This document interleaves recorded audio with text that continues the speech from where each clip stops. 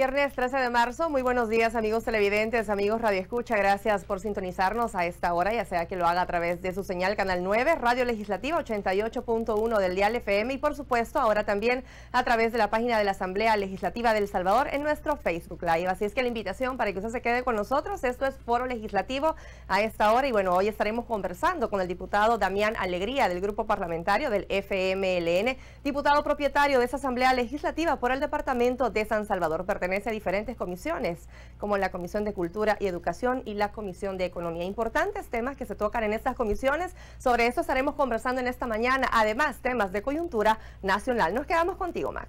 Gracias, Eugenia, y gracias a usted que nos sintoniza a través de la señal de Canal 9, también a través de la señal del 88.1 FM de Radio Legislativa y también de nuestro Facebook Live a través de la cuenta de la Asamblea Legislativa. Diputado Damián, muy buenos días. Buenos días. Gracias por acompañarme esta mañana. Gracias por la invitación en un viernes 13. Que sea de buena suerte. Que sea de buena suerte, así es. Bueno, diputado, quiero iniciar este espacio hablando sobre algunas aprobaciones que se dieron el día de ayer con respecto a esta emergencia en la que está el país por estos 30 días. Y la primera fue que los diputados y su grupo parlamentario también aprobó, dio con sus votos, el que autorizar a los 262 consejos municipales del país para utilizar el 50% del 75% del FODES correspondiente a febrero y marzo para enfrentar o prevenir el coronavirus o el COVID-19 en nuestro país. Sí, gracias. Esta es una emergencia en la que todo mundo debe hacer una contribución importante y en ese sentido nosotros hemos también dado nuestros votos para apoyar todas aquellas cosas que puedan servir para que el país a todos los niveles pueda también reaccionar y tener mecanismos y recursos para enfrentar esta emergencia del coronavirus. Lo que está más concreto en nuestras manos es el dinero del FODES y por eso mismo la discusión ayer fue muy conjunta, digamos, todos los partidos estuvieron en la misma idea de disponer de los recursos del FODES para esta emergencia. Como todos saben, el FODES tiene dos grandes partidas. Una es el 75% de los fondos del FODES deben de servir para proyectos y obras nuevas y el 25% restante es para administración y cosas de funcionamiento de la alcaldía. Entonces, de ese 75%, que es la mayoría del FODES, la mitad queda prácticamente a disposición de las alcaldías para que puedan no solamente aperarse de cosas necesarias para prevenir el coronavirus, sino también para todas aquellas acciones que sirvan para alertar a la población y orientarla, pues, cómo debe de enfrentarse este momento. Así que nuestro partido también ha estado, fue emocionante de esta propuesta y por supuesto dimos nuestros votos para que de manera concreta tengamos recursos para enfrentar esta situación. Sí, esto da pauta, diputado, a que ustedes también están colaborando con las medidas que el presidente de la República anunció esta semana. Sí, nuestro secretario general lo dijo el día de antier también. Nosotros, frente a esta emergencia, estamos en toda la disposición de apoyar las medidas que el Ejecutivo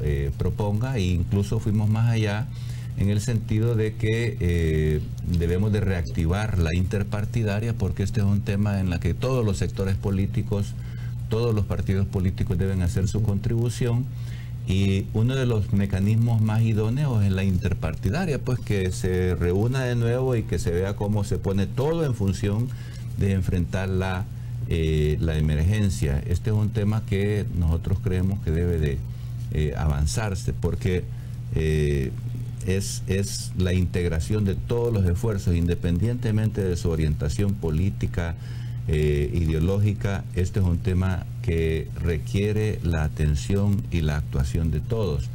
También el secretario general del FMLN propuso la creación de una comisión que integre a todos los sectores, ¿verdad?, del Ejecutivo, del Legislativo, de otros, para buscar la manera de reaccionar rápido y que se integren todos los esfuerzos a todo nivel.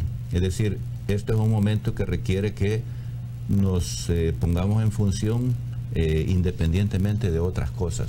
Y yo coincido pues con el presidente en el sentido de que hay que hacer a un lado las discusiones políticas y hay que poner en el centro la emergencia para proteger la salud de la población, que es lo más importante. También otra decisión que se tomó ayer en el seno de la Asamblea Legislativa es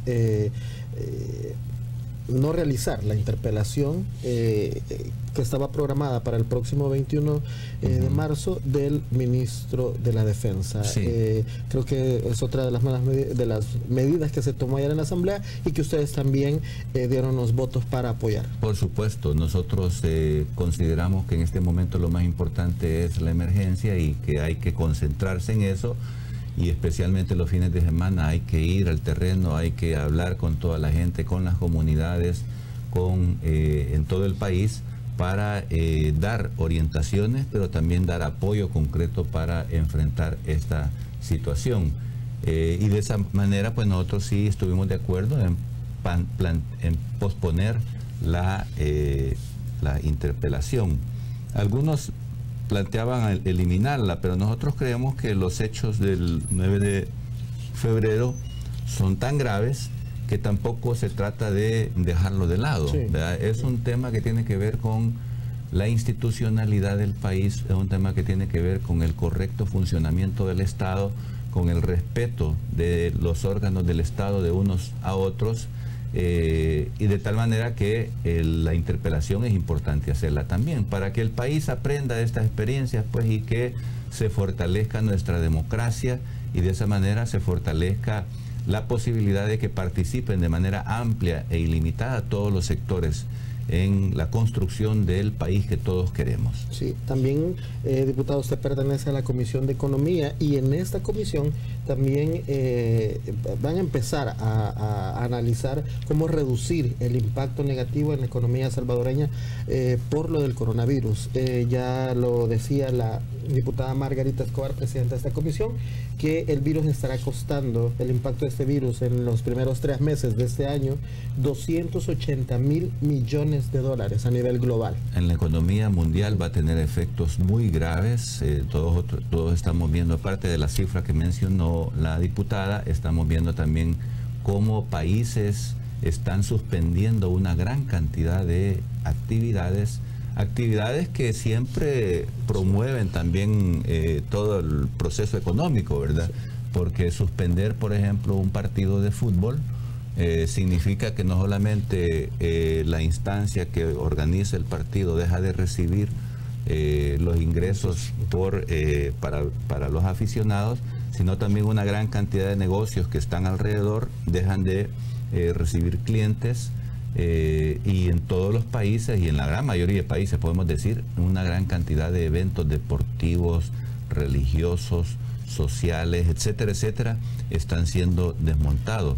Las líneas aéreas están también bajando sus actividades porque hay decisión, por ejemplo, en Estados Unidos de no recibir vuelos desde Europa.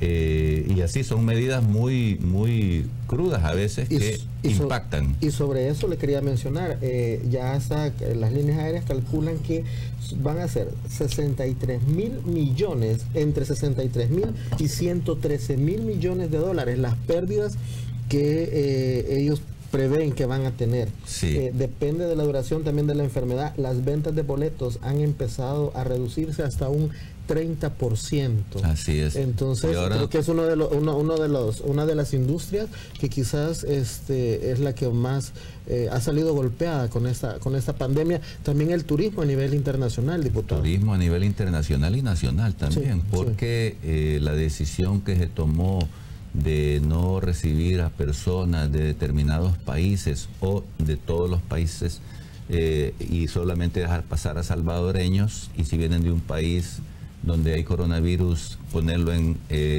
cuarentena, todo eso afecta también. Por ejemplo, a mí me han estado llamando algunos negocios de restaurantes, hoteles, que todas las reservaciones se les han estado cayendo y prácticamente la actividad económica para ellos se ha reducido de manera sustancial. Y eso, así como en nuestro país, bueno, Disneylandia también dijo que suspendía sus actividades y de manera simbólica podemos decir todo el turismo en muchos países y en nuestro país ha reducido de manera drástica sus actividades. Todo eso tiene un impacto económico bastante fuerte y por esa razón el día martes que estuvimos reunidos como Comisión de Economía se hacía la reflexión, porque estábamos viendo otros temas, sí, pero que deberíamos de ver los temas actuales, pues, y creo que había la preocupación de no dejar de poner atención al problema del coronavirus, y ahí se tomó la decisión de convocar a la ministra de Economía y de Turismo para el siguiente martes, pero también nosotros, a raíz de que está habiendo abuso en el tema de los precios con relación al alcohol gel, a las mascarillas, al cloro y a una serie de otros productos que se necesitan para prevenir y limpiar, digamos, el ambiente o las manos en todo este proceso contra el coronavirus. Hemos visto un montón de noticias donde los precios están subiendo. El día miércoles nosotros pusimos una pieza de correspondencia también pidiendo que viniera a la Comisión de Economía el presidente de la Defensoría del Consumidor para que nos explique qué medidas se están tomando en relación a eso. Y ayer mismo hablamos con la presidenta de la Comisión de Economía y nos pusimos de acuerdo en que si bien la pieza se recibe hasta este día jueves de manera oficial en el Pleno, y que podría llegar a la comisión el día martes y el martes pedir que entonces llegue el siguiente martes, que era importante acelerar eso. Así que vamos a tener al presidente de la Defensoría del Consumidor el próximo martes, porque es un tema que urge y él puede explicar también cómo los consumidores se pueden defender de esas agresiones a su bolsillo que ocurren cuando llegan a comprar cosas al supermercado o a las tiendas o a las farmacias, en que le están subiendo el precio 2, 3, hasta 5 veces a esos productos. Y es que también algunos negocios han puesto limitaciones para algunos productos, han colocado carteles donde dicen que no una persona no puede llevar más de 3 más de 3 artículos de cierto producto. Sí. Y creo que eso también abona un poco a que la gente no acapare, ¿verdad? Porque ese es el problema, bueno, uno de los problemas con esta pandemia a nivel mundial, pero también nosotros siempre lo hemos mantenido cuando hay, con los granos básicos, lo hemos visto en años anteriores, se escasea, pero es porque muchas personas acaparan el producto. Sí, a mí me parece una buena medida que algunos negocios ponen límite para que cada consumidor no pueda llevar más allá de cierta cantidad, porque sí se contribuye a evitar la especulación o el acaparamiento. Y de la misma manera, pues el Estado también debe tomar medidas para evitar eso. Pero es un hecho que los productos están subiendo de precios. Y nosotros escuchamos hace unos días, que la semana pasada creo, que el gobierno había dicho que no iba a permitir que subieran los precios de los productos que se necesitan para combatir el coronavirus o prevenir el coronavirus, y que iban a estar alertas. Bueno, vimos los medios de comunicación, las noticias, que la gente denuncia eso, y por eso planteamos esta pieza de correspondencia el día miércoles. Yo creo que todo aquello que sirva para que en esta crisis, que tiene efectos económicos, como dijimos antes, le reduce los ingresos a mucha gente, que no ocurra también que suben los precios de estos productos, porque entonces es doble afectación a las familias. Así que en todo ese tema que tiene que ver con la economía del país, pero también con la economía cotidiana de cada familia, de cada persona, estamos atentos en la Comisión de Economía para que esto no siga ocurriendo. Y como fracción también ustedes están vigilantes de todos estos temas, diputado. Estamos vigilantes porque estamos recibiendo cotidianamente una cantidad de denuncias, de llamadas, de preocupaciones de personas de todos los municipios, de todos los departamentos acerca de problemas de este tipo. Nosotros buscamos siempre la manera de estar en contacto con organizaciones que se preocupan de la situación económica, que se preocupan del consumidor, pero también estamos atentos a lo que la gente de manera cotidiana a veces nos comenta, y no necesariamente en una reunión formal, sino que yo voy al súper, por ejemplo, y ahí me encuentro gente y la gente me dice, mire, está ocurriendo tal cosa. O voy por la calle y la gente ahí también me comenta, pues, de un carro a otro, mire, pongan atención a tal cosa. Entonces, uno está atento y recibiendo información por diversas vías, y eso es lo que trata de hacer aquí en la Asamblea. También, diputado, me gustaría conocer su opinión sobre las medidas a nivel nacional que se han tomado en aeropuertos, también en las fronteras terrestres de nuestro país, con respecto a la restricción del ingreso de personas que vengan de países donde ya hay, pues, presencia del virus. Sí. Este es un tema que preocupa un poco porque uno desearía que hubieran sido medidas como graduales, con el aviso de antemano suficiente, porque, por ejemplo, vimos que el día de antier, que fue declarada, digamos, planteada la preocupación,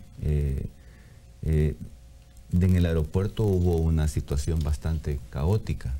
Había un montón de denuncias de que la gente no sabía qué pasaba, mucha gente reclamaba, bueno, tuvo que llegar la policía, en una cosa que nosotros creemos que pudo haberse hecho de manera un poco más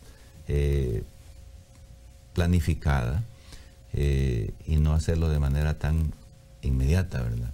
Porque igual que ocurrió hace una semana y media, en las fronteras hacia Guatemala, se solicitó que la gente tenía que viajar con pasaporte. Normalmente para ir a Guatemala uno utiliza el DUI porque no se requiere el pasaporte, de acuerdo a ese acuerdo que se tuvo desde hace más de 10 años, el CA4, mediante el cual podemos viajar dentro de la región centroamericana con nuestro documento de identidad personal. Pero de repente se exige el pasaporte, y fue de esa manera complicado para los salvadoreños que iban para Guatemala y de los guatemaltecos que venían a nuestro país, que se estuviera requiriendo un documento y no se les había avisado. Un montón de reclamos por eso. Entonces la reflexión era, debería haberse hecho con una anticipación de por lo menos 1 o 2 o 3 días, de decir, a partir de tal fecha estaremos requiriendo el pasaporte para que se pueda viajar para allá o para acá. Y de la misma manera el miércoles, cuando se plantea la emergencia, la gente siente que no había aviso con mucha anticipación, y de esa manera fue complicado para mucha gente que iba para afuera o que venían para acá, y que no sabían qué hacer. Los procesos no estaban claros. Sí, como lo hizo el presidente Donald Trump, que el miércoles anunciaba que iba a prohibir los vuelos desde Europa hacia Estados Unidos, pero eso entraría en vigencia desde el viernes. Así es, dio por lo menos un par de días.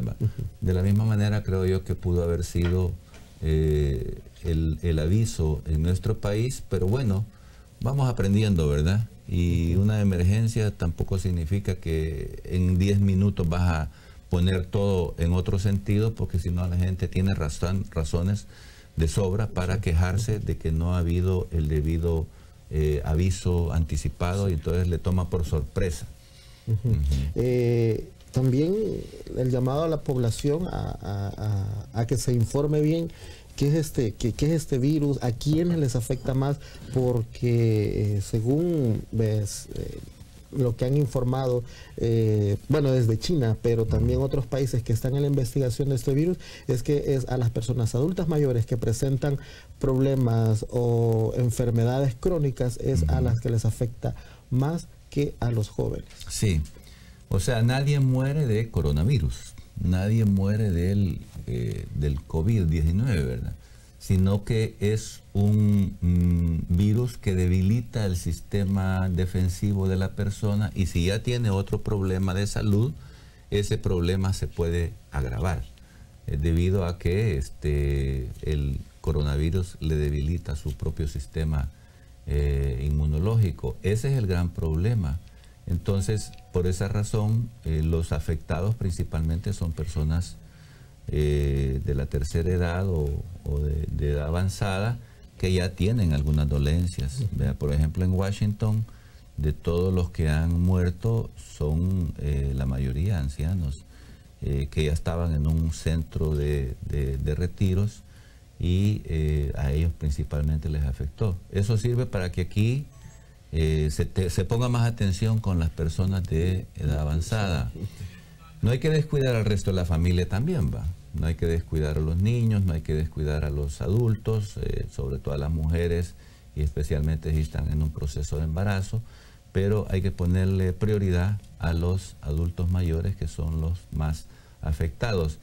Y hay medidas tan elementales como para prevenir caer en esta situación, como de lavarse las manos frecuentemente, que se puede hacer con jabón y agua o con el alcohol gel, o simplemente ser cuidadoso también, pues de no estar tocando cosas sin control. Entonces, también las mascarillas, por ejemplo, que se están usando tanto ahora, se puede sustituir por un pañuelo, pues porque la queja es, mire, ya no hay mascarillas y ya no hay cosas para protegerse, pero lo puede hacer con un pañuelo, pues con una toallita, ¿verdad? Y especialmente los que se deben de cubrir la boca son aquellos que están ya con una gripe o con un catarro que podría llevar al coronavirus.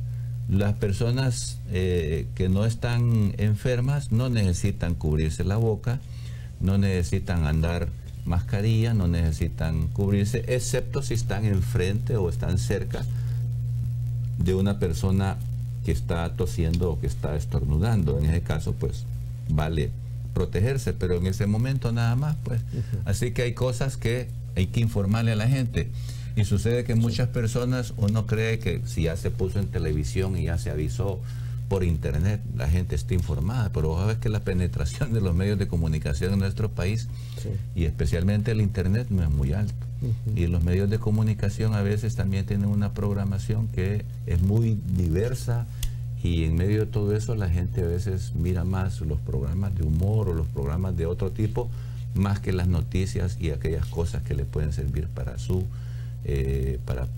cuidar su salud. Así que por eso es importante volcarse al territorio e ir a hablar con la gente sobre qué medidas debe de tomar, y sobre todo que no descuide a su familia. Sí, a través de Facebook Live nos escribe Belinda Dolores Reyes desde Italia, y dice de que, bueno, el último fallecido esta mañana, ahí donde ella reside, pues tiene 38 años de edad, pero es de ver su historial médico, a ver si él padecía alguna enfermedad, porque sí, cuando hay presencia, según los expertos, ¿verdad? Es lo que nosotros vemos en las agencias internacionales y los reportes que dan todas estas instituciones que están velando porque los países donde no ha llegado el virus pues tengan la prevención, y ellos aseguran de que son, claro, si es una persona joven que tiene un cuadro clínico delicado, claro que le va a afectar. Claro. Pero más que todo, las personas que han muerto a nivel mundial han sido personas de la tercera edad. De la tercera edad, y hay que preguntarle a Belinda, a lo mejor hay oportunidad de preguntarle y decirle, ¿puedes contarnos un poco más de la situación de este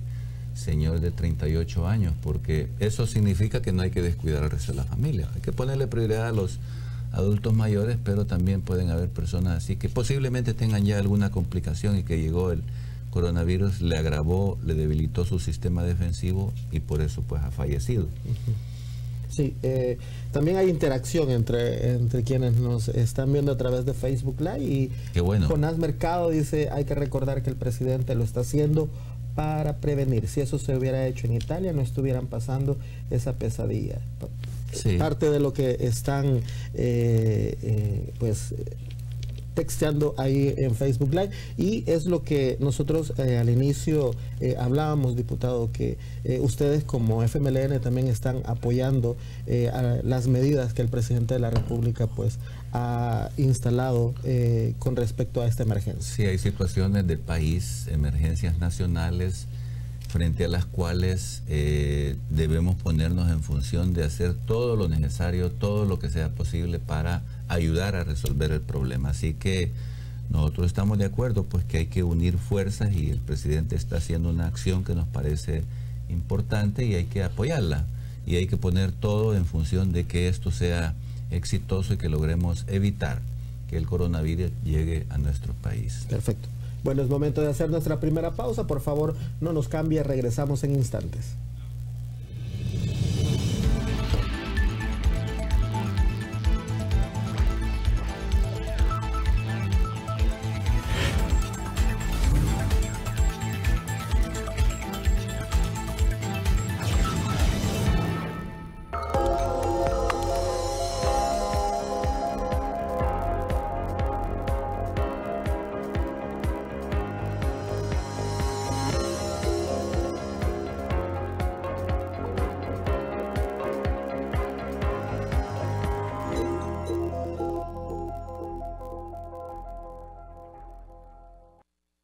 Evita el contacto cercano con personas con gripe. Cúbrete la boca con el antebrazo al toser o estornudar. Quédate en casa si presentas síntomas de gripe. Lávate frecuentemente las manos con agua y jabón o utiliza alcohol gel. Limpia y desinfecta objetos y superficies que se utilizan con frecuencia. Si presentas síntomas gripales, llamar al 132 y no te automediques.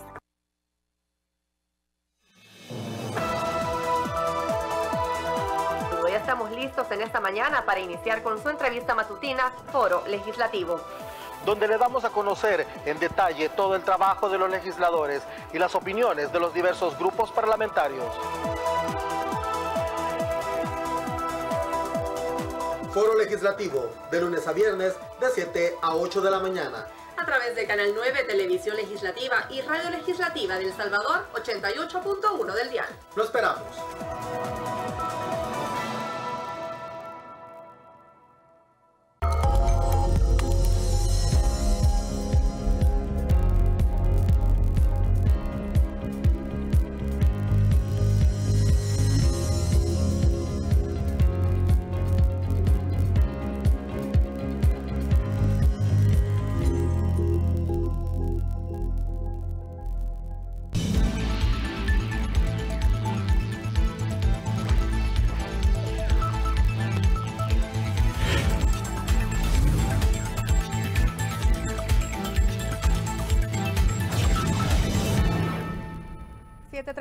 Minutos. Gracias por continuar con nosotros en este viernes. Esto es Foro Legislativo a través de Radio Legislativa, Televisión Legislativa y por supuesto a través de la página de la Asamblea Legislativa de El Salvador en nuestro Facebook Live. Nosotros seguimos conversando con el diputado Damián Alegría del grupo parlamentario del FMLN y hemos estado conversando sobre un tema muy importante que atiene a todos con una atención siempre en la pandemia del coronavirus. Y bueno, quiero comentarle que respecto a esto, en aras de prevenir esta enfermedad a nivel nacional, la Asamblea Legislativa el día de ayer recomendó al Ministerio de Hacienda que realice las gestiones pertinentes para que las municipalidades reciban de inmediato los recursos del FODES, esto es correspondiente a los meses de febrero y marzo, a fin de que los 262 consejos municipales realicen jornadas médicas, así como entrega de alcohol gel, entre otras actividades preventivas. Y bueno, para ello los parlamentarios autorizaron que utilizaran el 50% del 75% que ellos tienen disponibles. Y bueno, desde la Comisión de Economía también están realizando trabajo. Ellos buscan reducir el impacto negativo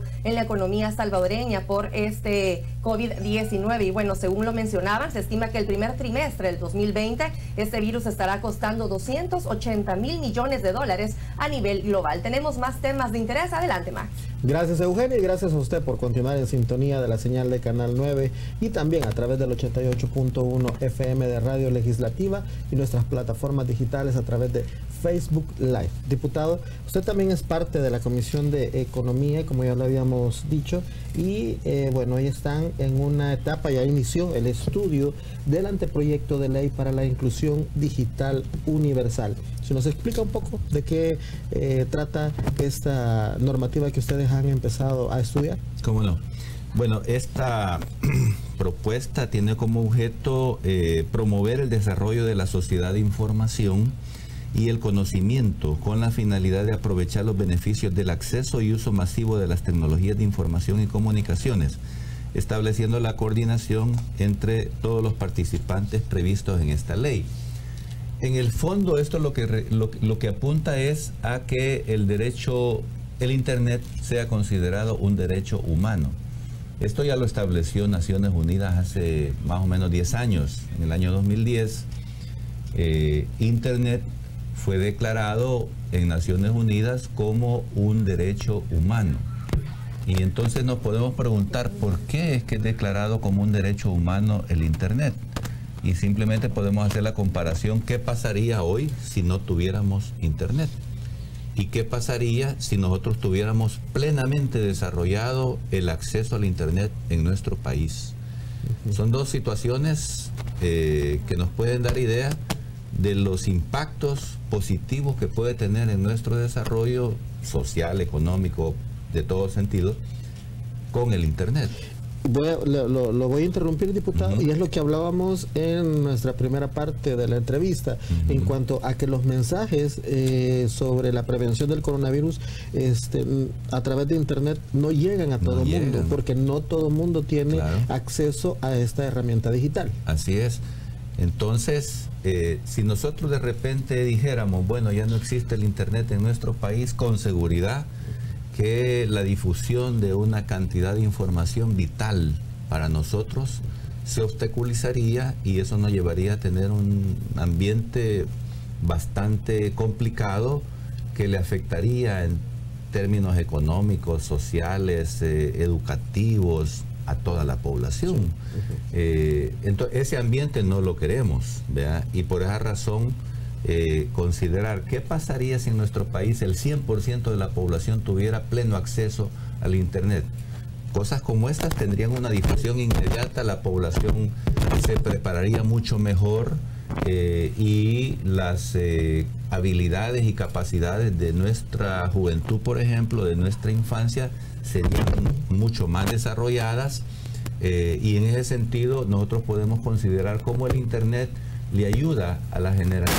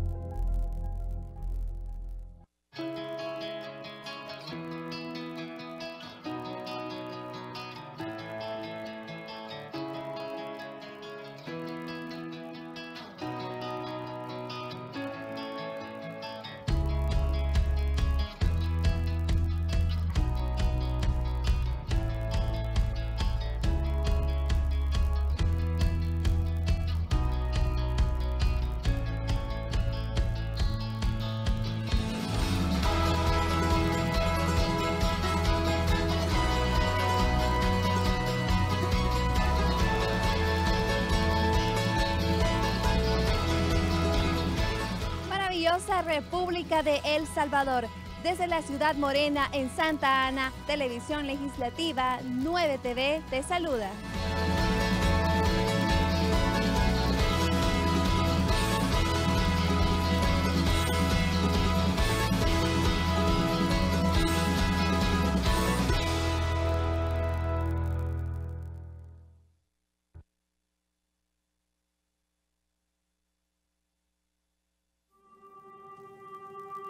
Prevengamos el coronavirus.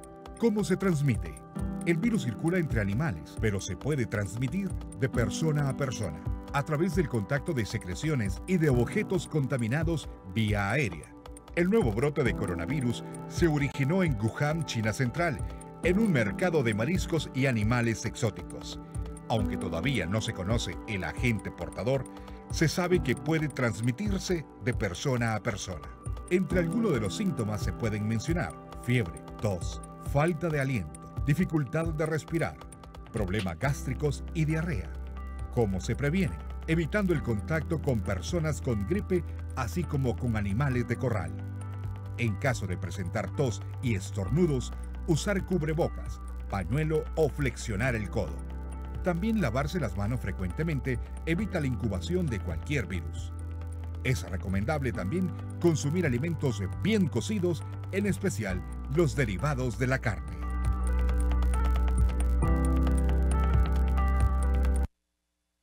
Evita el contacto cercano con personas con gripe. Cúbrete la boca con el antebrazo al toser o estornudar. Quédate en casa si presentas síntomas de gripe. Lávate frecuentemente las manos con agua y jabón o utiliza alcohol gel. Limpia y desinfecta objetos y superficies que se utilizan con frecuencia. Si presentas síntomas gripales, llamar al 132 y no te automediques.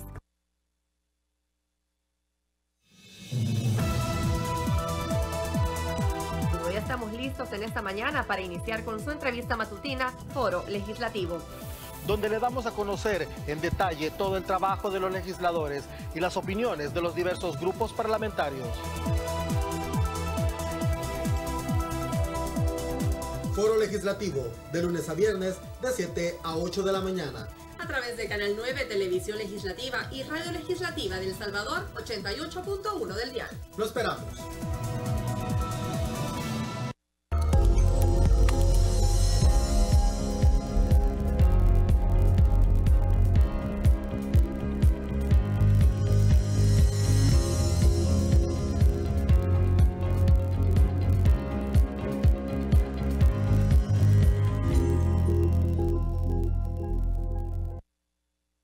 Evita el contacto cercano con personas con gripe.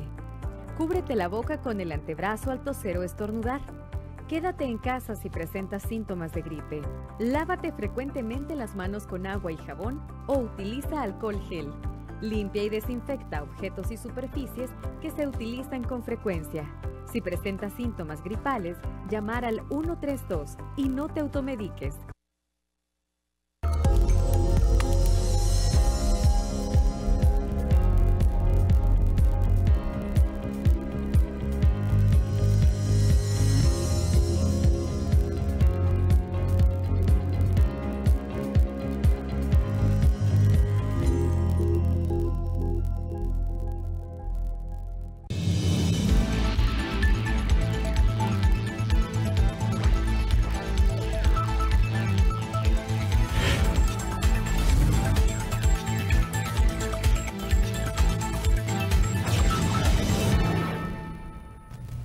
Gracias por continuar en sintonía de Foro Legislativo a través de la señal de Canal 9 y a través del 88.1 FM de Radio Legislativa y también de nuestras plataformas digitales a través de Facebook Live. Diputado, estábamos hablando acerca de un tema de mucha importancia que se está discutiendo al interior de la Comisión de Economía y es el estudio del anteproyecto de ley para la inclusión digital universal. Se estima que un 41% de la población en el país sigue sin acceso al Internet. Sí, esa es una medición que incluso había que cuestionar un poco porque yo entiendo que el acceso al Internet como tal sigue siendo muy bajo, mucho más bajo que el 50%. De tal manera que más de un 50%, diría yo, todavía no tiene acceso a Internet en el país. Y si lo tiene, es un acceso también que requiere pago y eso es otro limitante, ¿verdad? Porque cuando se habla del derecho humano al Internet, estamos hablando del derecho humano con un costo muy bajo o casi cero para algunas personas, por ejemplo los estudiantes. Las escuelas deberían de tener acceso a Internet, ¿verdad? Sin que sea del Estado, pues. Pero yo sé que algunas escuelas tienen acceso a Internet, pero tienen que estar pagando a un proveedor. Pero el Estado tiene que trabajar en la construcción de un sistema que le permita a todas las escuelas del país tener acceso para promover la sociedad del conocimiento para todos los alumnos, todos los estudiantes, de tal manera que los estudiantes puedan ser capaces de ingresar a ese océano de conocimiento que está ahí disponible. Y que le puede cambiar la vida a cualquier persona. Entonces, el objeto de la Ley de Inclusión Digital Universal es asegurar que ese derecho se puede construir y se puede hacer realidad en nuestro país a todos los niveles. Las ventajas, pues, como hemos dicho antes, son muchas y, por ejemplo, ahora, yo sé que en China, por ejemplo, frente al problema del coronavirus, había una gran preocupación de cómo seguir con la educación. y lo que hicieron fue establecer un mecanismo de educación en línea. Hay que los estudiantes prácticamente siguieron sus clases sin moverse de sus lugares. Ahí simplemente les mandaron una aplicación que era como estar en la clase directamente, escuchando las clases del profesor y cada quien haciendo sus tareas y todo lo demás. El sistema educativo no deja de funcionar porque hay un internet que es accesible para toda la gente. Algo así debería de ocurrir en nuestro país. Por ejemplo, el presidente acaba de decir que vamos a tener 21 días sin clases para los alumnos por la precaución del coronavirus, ¿entiende? Pero sería ideal, ¿verdad?, que tuviéramos ese mecanismo para que entonces los niños están en la casa, pero pueden seguir estudiando. Entonces, ahí tenemos ya una muestra de cómo la educación, la formación, la adquisición de conocimientos, la adquisición de valores, el desarrollo de sus capacidades de parte de todos los estudiantes y alumnos del sistema educativo no sufren ningún obstáculo si tuviéramos acceso pleno a este recurso. Entonces, esta ley lo que plantea es la necesidad de avanzar en ese camino y plantea pues algunos mecanismos y formas en las que el Estado debe de actuar para que facilite que esto sea una realidad para todo el país. Sí, diputado, también en la propuesta de ley se describe que la Organización de las Naciones Unidas, ONU, recomienda que los estados deben de establecer políticas públicas para permitir el acceso universal a Internet. Entonces, basado en eso, es que también el Estado debe de trabajar en lo que ya hablábamos. Así es, o sea, el Estado es el actor fundamental que debe de trabajar en hacer que esto se convierta en una realidad, ¿verdad? Y por supuesto aquí habrá instituciones que se van a preocupar de manera más directa de que esto sea realidad, asegurando que el sistema educativo en primer lugar, en todos los niveles, pueda tener acceso a este recurso, y para eso pues hay que establecer un sistema nacional de inclusión digital que implique que las instituciones del país que estén, digamos, incluyendo a delegados de la presidencia, pero que también estén los responsables del área de educación, de ciencia y tecnología, los promotores y los organizadores y vigilantes del sistema de desarrollo de Internet en el país, como la CIGET y otras instituciones, estén activos, ¿verdad?, funcionando en promover la realidad del acceso a Internet en todo el país. El Ministerio de Educación también, por supuesto, para que haga realidad esto en todas las escuelas del país. Y es que el acceso a Internet ha adquirido un estatus de derecho humano fundamental al ser reconocido como tal por el Consejo de Derechos Humanos de la ONU. Sí, es como el agua. Es la idea de que vos no podés vivir plenamente, no te puedes desarrollar plenamente si no tenés derecho, si no tenés acceso a eso. Hagamos la comparación con el agua. Vos no puedes vivir sin agua. No puedes desarrollarte sin agua. No puedes tener una vida sana sin agua. No puedes vivir de manera plena sin agua. ¿Verdad? Entonces el cuerpo humano está constituido por un 80% o más de agua. Los procesos metabólicos existen porque hay agua que está moviendo los componentes de tu cuerpo y haciendo que tu metabolismo funcione normalmente. Y entonces vos podés decir que tenés buena salud y que tenés plenitud de vida porque tenés acceso al agua. De la misma manera, el Internet, si no lo tenés, vos quedás prácticamente relegado a la oscuridad y no podés accesar a ese océano, como dije antes, de conocimiento que te permite no solamente aprender, conocer, interesarte en una serie de cosas que para vos son desconocidas, y interactuar con el mundo. Por ejemplo, esa señora Belinda que escribió desde Italia, lo hace porque ahora hay tecnologías que te permiten, pues nos está contando rápidamente, ¿verdad?, qué es lo que está pasando allá, y nosotros nos damos cuenta de eso. Entonces, de esa manera también, esto es especialmente útil para algunos sectores de la sociedad, como por ejemplo los discapacitados. Los discapacitados en nuestro país deben de tener la posibilidad de tener acceso también a esto y realizarse plenamente a pesar de su discapacidad. Y ahí hemos visto, por ejemplo, casos como el de este científico famoso, Stephen Hawking, creo que se llamaba, Sí. Que tenía un problema. Stephen King, ¿verdad? Sí.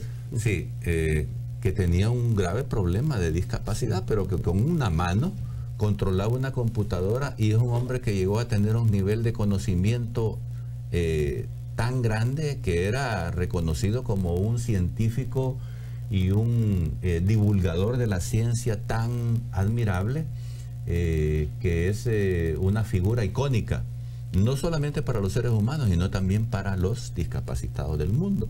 Entonces, para nuestro país, los discapacitados, que siempre están exigiendo un espacio para ellos, y que por supuesto el Estado debe asegurarlos, y que todos como personas también debemos de reconocer su derecho y facilitar y apoyar su acceso al Internet, pero también que se respeten sus derechos, facilitarles sus derechos, reconocérselos y hacerlos realidad.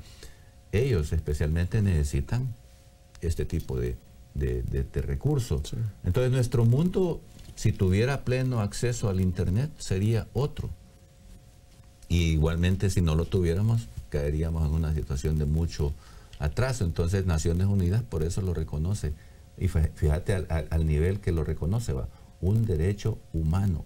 O sea, si nosotros pensamos cuáles son los derechos humanos fundamentales, los derechos fundamentales no solamente es la vida, que es el más fundamental, sino también la libertad de expresión, la libertad de comunicación, el derecho al agua, es decir, todas aquellas cosas que hacen que tu vida tenga sentido y que vos puedas ser feliz porque te sentís realizado como ser humano. Sí. A ese nivel lo pone Naciones Unidas, así que por eso me parece que es importante que esta ley avance, y estamos escuchando ahora lo que opinan sectores de diferentes áreas para que nos den ideas de cómo hacer una mejor ley. ¿Quiénes han llegado a la comisión, diputado? Han llegado diversas organizaciones y sectores que tienen opinión sobre esto. Por ejemplo, la semana pasada esta semana llegó la señora, no recuerdo el nombre, pero ella es representante de una asociación de como defensores, digamos, del derecho al acceso a Internet, y que trabajan en varios temas, y llegó a expresar su opinión en el sentido de cómo esto va a ayudar a la sociedad y al desarrollo de nuestro país. Nosotros, siendo un país pequeño con limitados recursos, podemos hacer que esto sea una razón y un factor por el cual jóvenes de nuestro país puedan ser productivos, que es lo que ya hemos conocido de otros países donde grupos de jóvenes se convierten en productores de contenidos que son utilizados por otros países, por grandes empresas, y de esto les deja un ingreso también. O sea, te resuelve también problemas económicos, y de esa manera podemos nosotros facilitar que diversos sectores se pongan a la altura del momento y que resuelvan también sus problemas económicos y sociales. Así que esta es una ley importante que yo creo que es de mucho valor que la aprobemos pronto para que podamos tener pues este nivel de apoyo para toda la población. Sí, y esta normativa también viene a complementar otras que ya se aprobaron y otras que están en estudio, diputado, como es el comercio electrónico y la firma digital. Sí, el comercio electrónico todavía está ya aprobado. Hubo unas observaciones del presidente que se aceptaron y que se aprobó hace algún tiempo. Es un tema también que ya en la práctica muchas personas lo aplican, ¿verdad? Porque vos ya ahora puedes comprar por internet, pero la preocupación es que se te respetaran tus derechos también, y que estuvieras libre de que se te hicieran trampas o fraudes a través del internet. Entonces, crear los mecanismos que aseguren que las personas o las empresas pueden tener ese intercambio comercial, garantizando sus derechos, y que el libre comercio se ejecute sin más restricciones. Eso era parte, digamos, de la ley de comercio electrónico que ya se aprobó. Se aprobó antes también la firma electrónica, un recurso importante para hacer que se faciliten transacciones y documentos legales a través del Internet sin necesidad de una presencia en el lugar para firmar el documento, sino que exista una firma que es reconocida y que no puede ser falsificada a través de la red. También estamos viendo el tema de protección de datos personales, un tema que también es muy importante porque hemos visto cómo los datos personales que nosotros mismos los damos a una serie de empresas en Internet, porque cuando accesamos siempre nos preguntan cosas y si no das esos datos no puedes accesar. Yo entiendo que las empresas también quieren saber quiénes navegan en sus aplicaciones, porque de esa manera se pueden proteger también de que no haya intrusos que buscan otros objetivos, sino que sea una persona que navega porque quiere hacer algo lícito. Pero también se ha llegado al problema de que esos datos personales se utilizan para hacer negocios y se utilizan para hacer cosas incluso contra las mismas personas, sin darse cuenta. Como ocurrió con el problema de la empresa esta inglesa Analytics, que hizo un estudio y que fue utilizado eso para asustar a mucha gente, que posteriormente eso llevó a que el Reino Unido se separara de la comunidad de la Unión Europea. Hay todo un estudio sobre eso, pero la cosa es que esa información personal, nosotros debemos de reiterar siempre que los únicos dueños de esa información son las personas y nadie tiene derecho a utilizar esos datos contra mí mismo, sí. Pues. Entonces, de eso se trata también el proceso de la ley de protección de datos personales, hacer que estos datos sean debidamente utilizados, no se utilicen para hacer fraude contra nadie. Y por ejemplo, en esta ley de protección de datos se reconoce los derechos ARCU, que se conocen comúnmente como el derecho de acceso, reposición, corrección y oposición, que son derechos de cada persona. Vos podés decirle, por ejemplo, hay instancias que guardan registros de tu historial de créditos, por ejemplo, ¿va?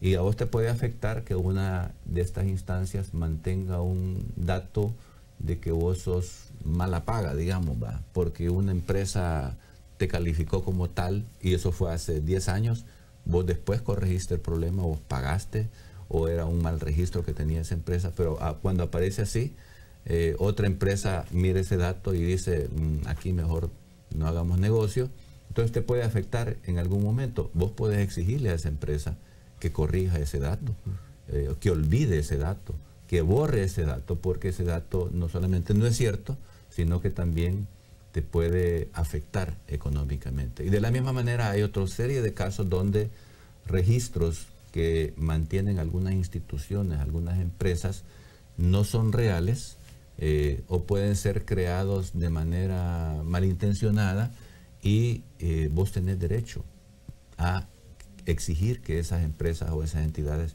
borren esa información.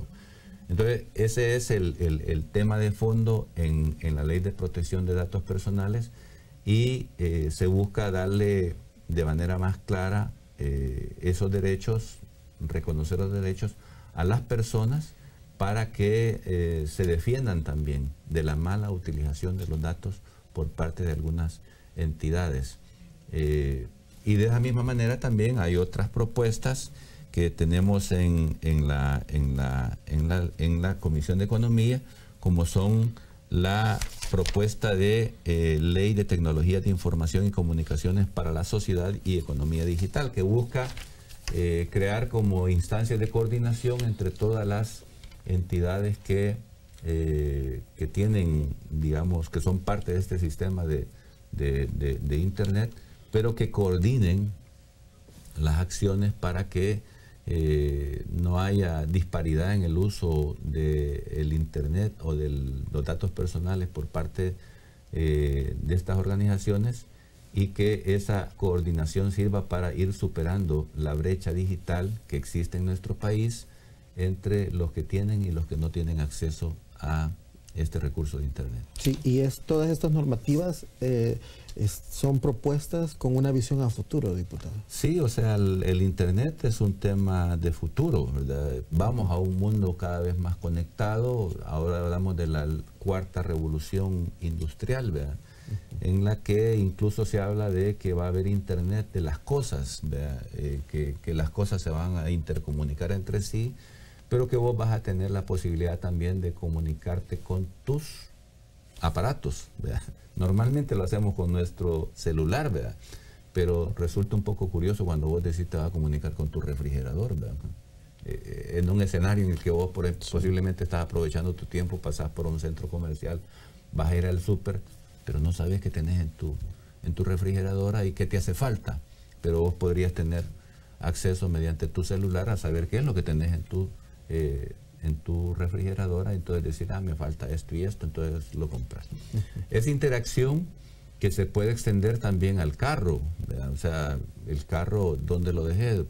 Te olvidaste, pero con tu celular puedes saber dónde está. Entonces todo eso es una gama de cosas en las que vos vas a poder interactuar con diversas, digamos, aparatos. Tu casa, bueno, desde hace años está todo el tema de cómo, por ejemplo, controlar las ventanas, el aire acondicionado, la electricidad, el acceso a las redes, y diversas cosas que tenés en tu casa, pues. Y puede que para alguien esto suene un poco innecesario, ¿y eso para qué sirve? Pero hay personas que a veces podrán tener, bueno, de la tercera edad, o que podrán tener algún problema de salud, que le hace difícil estarse moviendo en toda la casa, pero que con un celular, con un aparato puede estar controlando diversas cosas. Quizás no sea el escenario que vive la mayoría de personas, pero vamos a un mundo en el que eso va a poder ocurrir, y por esa razón todas estas leyes y lo que tiene que ver con cómo nos preparamos para ese mundo cada vez más digitalizado, cómo nos vamos preparando como país. Y es que ya, bueno, el comercio electrónico ya es una realidad. Realidad. En nuestros celulares, bueno, yo tengo una app donde compro cosas en Asia, y me vienen en 30, 40 días. Entonces, y necesitamos unas normativas que nos protejan a nosotros como consumidores. Claro, porque también hay mucho fraude en ese ambiente, ¿verdad? Vos de repente puedes llegar a un sitio de un proveedor que te vende algo y que te parece fantástico y el precio es barato, y entonces vos le compras, pero de repente ¿quién te asegura de que esa empresa es real? Porque también hay muchos que crean portales y que aparentemente son reales. Entonces está todo el gran peligro de que tengas estafas y que tengas fraudes en contra tuya en ese proceso de compra. Entonces, el comercio electrónico la ley de comercio electrónico está establecida precisamente para que vos puedas protegerte tus derechos y que ese comercio se haga de manera lícita y sin problemas y obstáculos y amenazas para vos. Así es. Bueno, vamos a cambiar un poquito de tema también, porque usted es parte también de la Comisión de Cultura y Educación, y bueno, y se han escuchado en esa comisión diversas opiniones de sindicatos sobre la propuesta para agilizar las contrataciones de docentes, diputados. Sí, este es un gran problema que hay en el Ministerio de Educación, al cual se le está buscando una solución.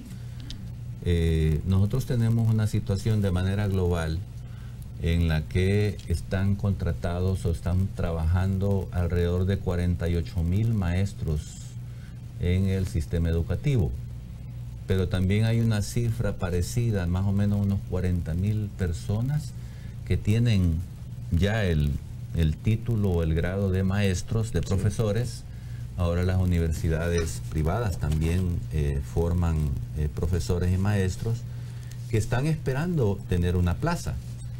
Entonces, en ese proceso de cómo hacer que los maestros graduados que no han tenido una plaza puedan accesar a una plaza de manera idónea, y entre los contratados hay también una cantidad de maestros, primero, que están dando una clase que no es la que les corresponde por especialidad. Ese es un primer problema.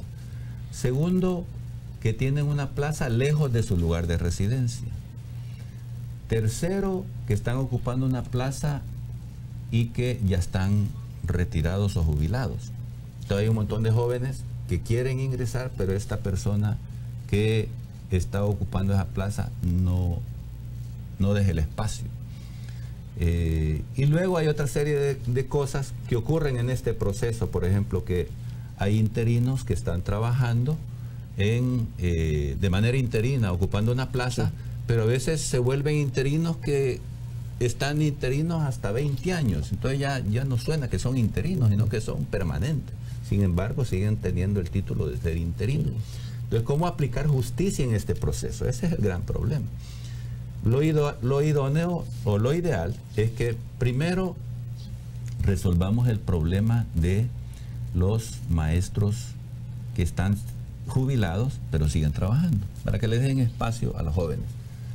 Nosotros hemos planteado que a los maestros que ya están graduados pero que siguen trabajando y que no se retiran porque la pensión que les tocaría recibir es muy baja. Ese es otro gran problema que también está siendo estudiado en la Asamblea. Hay una comisión especial ahora para estudiar el tema de las pensiones.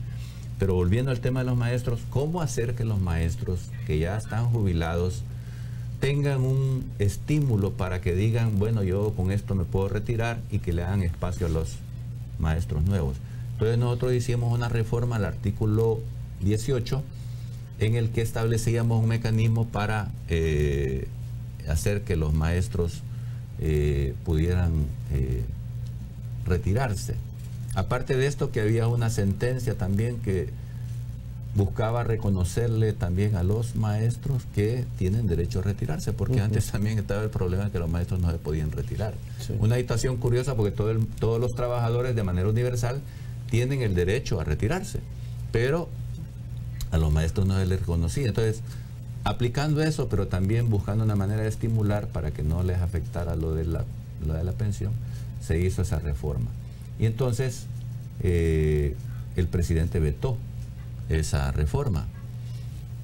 Buscando después manera de resolver el problema, se hizo una interpretación auténtica. Volvió a vetar esa interpretación auténtica. La primera la vetó por inconveniente, ¿verdad? Y aplicaban ahí un reglamento que hacía a un lado a los maestros jubilados. Y en la segunda dijo que había un fraude porque se intentaba hacer una reforma mediante dos procesos. No era la intención era resolver el tema de los maestros, y nosotros reclamamos por diversas vías de que había que hacerle justicia a los maestros, y que sobre todo a los jubilados que estaban trabajando todavía, había que buscar una manera de estimularlos para que pudieran liberar ese espacio.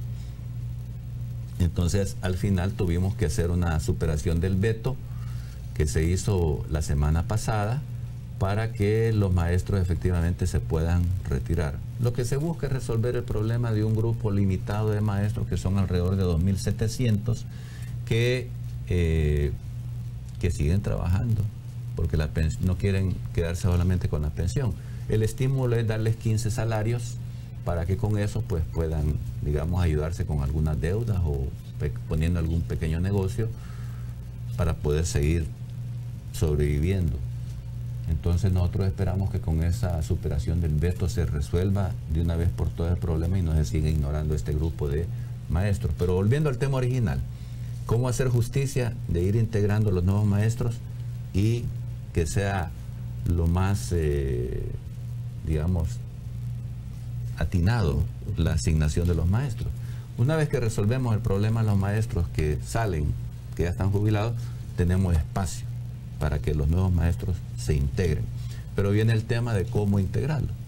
Lo ideal es que si vos sos maestro y vas a trabajar, te den una plaza, en primer lugar, cerca de tu casa, en tu municipio por lo menos. En segundo lugar, que te den la clase que tiene que ver con tu especialidad. En tercer lugar, que te den la plaza en la competencia porque tenés más antigüedad, ¿verdad? Entonces, respetar reglas de ese tipo que son normales en cualquier trabajo, de tal manera que la asignación de los maestros sea, digamos, como más eficiente. Entonces, ese es el tema que se está estudiando, y nosotros para esto recibimos pues a la ministra de Educación para escuchar su opinión sobre cómo pensaba ella que podía aplicarse esto. Ella coincidió en algunos criterios, tuvo diferencias en otros, pero después nosotros recibimos a los maestros, a las gremiales, para escuchar sus opiniones también. Dieron muy buenas propuestas también, escuchamos a todas las organizaciones y en esto estamos entonces para concluir. Yo espero que en un par de semanas tengamos listo el decreto para hacer la reforma a ese artículo de la ley de la carrera docente que busca hacer más eficiente la asignación de los maestros a sus plazas. El artículo 18. El artículo 18, sí. Entonces nosotros estamos en ese proceso tratando de resolver un tema que es un poco complicado y que también en el tema de los interinos se le ponga un poco de orden para que no haya interinos con una gran antigüedad y que se le respete también el derecho al interino, pero también el derecho a los maestros. Así es, perfecto. Bueno, diputado, yo le agradezco mucho el que me haya acompañado esta mañana. Hemos hablado de muchos temas importantes para la población, de todo el trabajo que se realiza y de las decisiones, las últimas decisiones que se han tomado aquí en esta Asamblea Legislativa. Y nos quedaron muchos temas todavía. Sí, y lo invito a que nuevamente me acompañe en una invitación a futuro para discutir estos temas. Cómo no, con mucho gusto. Aquí voy a estar todas las veces que me lo pidan. Perfecto, muchas gracias por la invitación. Mucho. Y gracias a usted también, amigo televidente y amigo radio escucha, que ha estado en sintonía de Canal 9 de Televisión Legislativa, de Foro Legislativo, y yo le invito a que pues la próxima semana nos siga acompañando. Gracias por estar ahí, pero hay más que ver en Televisión Legislativa. Vamos con Eugenio. Gracias, Max. También gracias al diputado Damián Alegría por habernos acompañado esta mañana a través de Foro Legislativo, y por supuesto que le estaremos dando continuidad a todos esos temas hablados desde las diferentes comisiones, la Comisión de Economía y por supuesto la Comisión de Cultura y Educación, en donde ellos siguen escuchando la opinión de sindicatos sobre las propuestas para agilizar la contratación de docentes y bueno, ellos han dicho que van a continuar la próxima jornada con el estudio de dichas propuestas e incorporar en la discusión los insumos brindados por la Asociación Nacional de Educadores del Salvador, bases magisteriales y sindicatos. Así cerramos Foro Legislativo de esta mañana. Desde ya les deseo a todos un feliz fin de semana y por supuesto sigan en sintonía de Televisión y Radio Legislativa del Salvador.